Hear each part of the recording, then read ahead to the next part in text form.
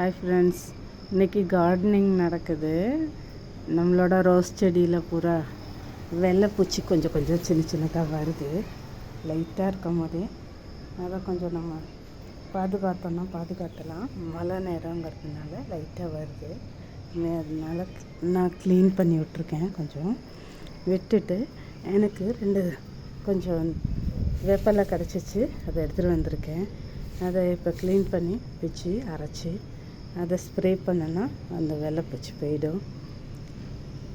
Hi friends, இந்த குச்சி பார்த்திங்களா, வேப்பங்குச்சி. இது யாருக்கெல்லாம் இது ஞாபகம் வருதுன்னு சொல்லுங்கள்.